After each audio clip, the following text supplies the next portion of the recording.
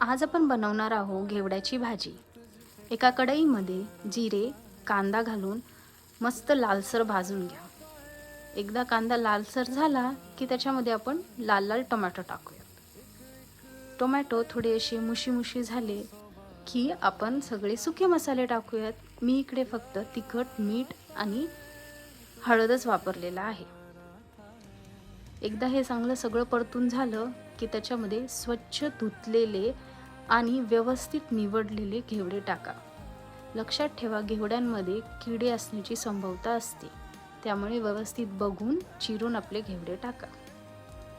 एकदा आपण तुम्ही घेवडे ॲड केले की थोडं पाणी घालून वाफेवर शिजवून घ्या। रेडी आहेत मस्त आणि स्वादिष्ट घेवडे। चॅनल सबस्क्राइब नक्की करा। Bye bye.